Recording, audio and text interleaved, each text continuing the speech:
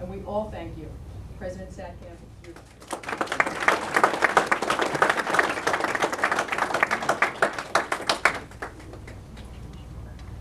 Thank you very much. Very kind remarks. Can you hear me in the back without my standing? I hate standing over in the corner. It's amazing.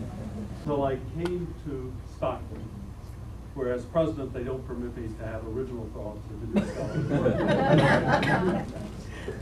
But if you travel through several of the Holocaust museums in Germany, at the end of at least two of them, there's a quote from Santiago. The quote is, "Those who cannot remember the past are condemned to repeat it." We are dedicated to not repeating the past. And today we're honoring Hanna, her family, the remarkable things she has done, her sense of moving forward to the future, and her commitment to education and our students. Thank you so much for being here. It's my honor to be here. Thank you. They see it that way. Very exciting times. And Hanna is one of these direct ties to it. The exhibit gives you that sort of visceral feeling that you really sort of feel that past is still alive. So I hope you're going to enjoy the exhibit. I'm going to see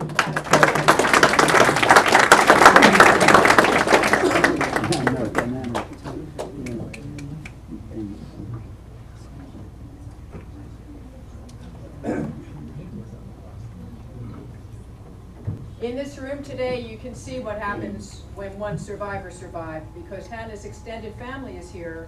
That would not be here. So I would ask all the members of the family please to rise.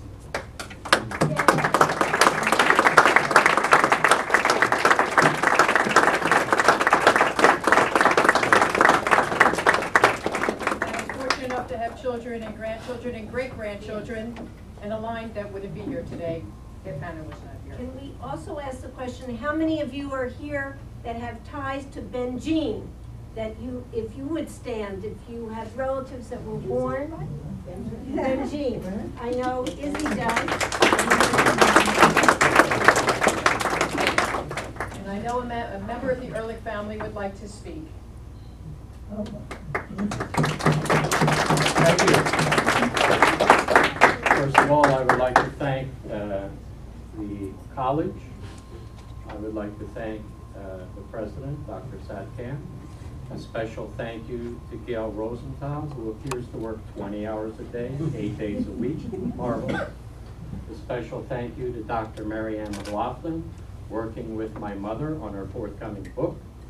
Thank you, students, academicians, visitors, members of the community, and anybody else who I've missed.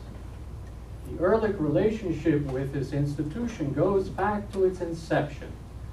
Under the first graduating classes of '76, a young man with a marvelous education from this institution went on to medical school. I introduced my younger brother, Dr. Harold Ehrlich.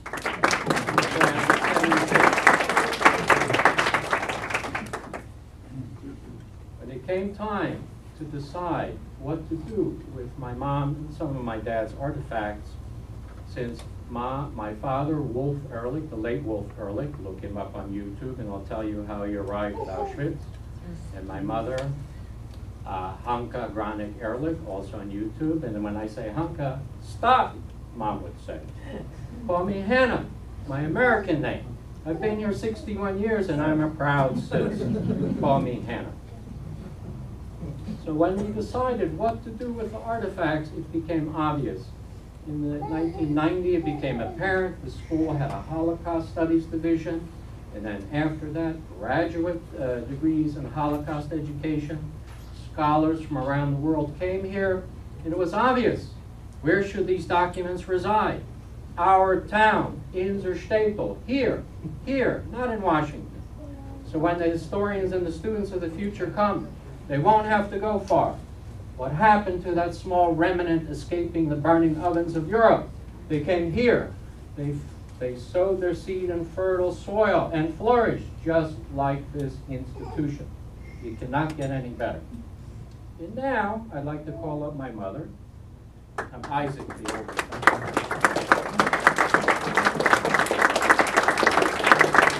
Mom, it's a burning question. I'm impressed the students know you're married in Europe, they know your life history. But there's a question that remains unanswered. And that question is, Mom, how in the world did you manage to save all of your documents and artifacts through the war? Okay, I will tell you. My documents went with me from the ghetto to the camp. They sent me to camp. In the camp, I worked in the office with the other girl, and everybody has to surround their papers, and mine too. So after a certain time, I was thinking, my God, it was everything for me, the documents. What to do? So I was searching between all the documents, and I found it. Then was a problem where to put it, because I played with my knife. So I took the artifacts and put it in the straw. They were bunks, and I slept on the last one, you know. And then I put it in the straw. And Mom, the Germans never found them. Why? They were clean people. They were afraid for the lice. Thank you very much. And now we know the big reveal that happened. Another friend of the family, a very special friend, Rabbi Krause, the Ehrlich family rabbi for decades and decades. Thank you, sir. And the Ehrlich family thanks you, and God bless you all. Posten bechvod ha'afsanya. And therefore, I have to say first to you, and I'll call you Henke, because that's what everybody calls you. Das ist bei uns Henke. Am I right, Isaac? Our town, our town. I'm a Litvak, Stettel. She wants me to talk in Yiddish, but I think there are very few people who understand. In honor, certainly, of the Ehrlich family, there's another expression, as your name, so are you. What does Ehrlich mean? Mr. Dean, truthful. Honestness. Ein ehrlicher Mann. It means basically good. Ehrlich. As your name, so are you. And you heard Isaac speak of your dad, Wolf. This area, this southern New Jersey area, was the home to a very substantial survivor community at one time. If you pick up and go to the local cemetery, you'll see a section there full of names, and other parts of the cemetery as well, of those who came here. Survivors. They were like brands plucked from the fire who came here. And we had here a community. And therefore, with the existence of the Sam and Sarah Chauffeur Holocaust Resource Center here in Stockton, and with all those supported, all those who have come here today, this is survival, because that's the key. What do your documents represent? Survival. And that's what happened. Survival means more than just physical survival, it also means spiritual survival. And your documents, which represent your personal survival, will allow future people, as Michael Hayes pointed out, as quoting students as you did, to provide them a living opportunity into the future to know what happened. Survival. Benjin, Sosnovitz, twin towns. Dombrova. A part of Silesia, Zagwembia. You pronounce it though, Zagwembia. We're getting a history lesson here, right? Yes. A lesson in geography. The community that once existed here of survivors will continue to remain in this community long after there will be no one to represent it who is alive. But what will be alive? The memory. You talk about history. History is not over.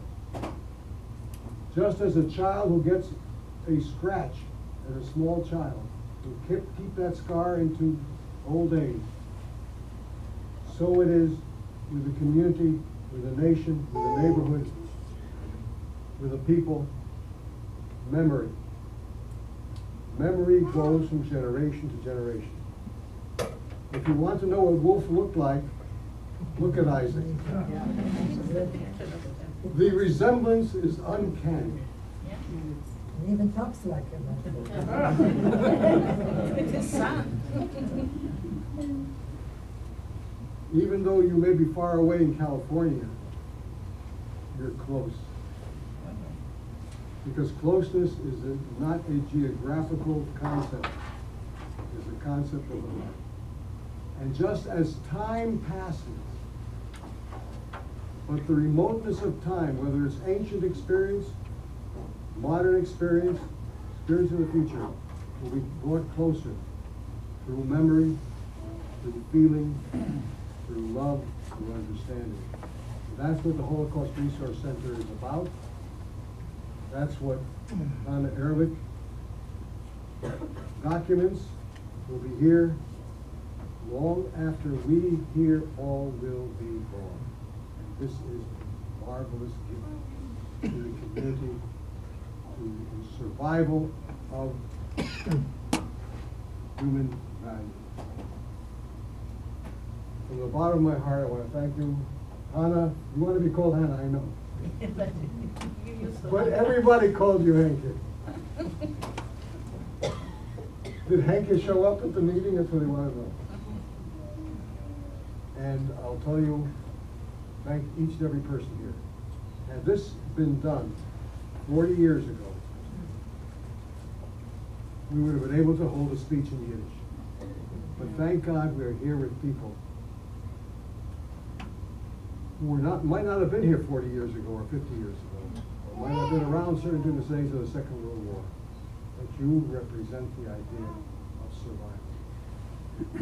Survival. Thank you. Thank you. Thank you, Rabbi. Thank you. Thank you,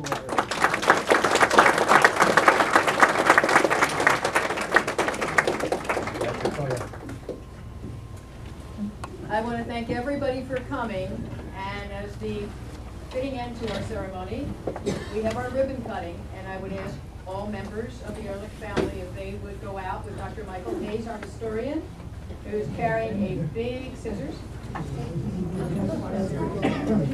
Yay!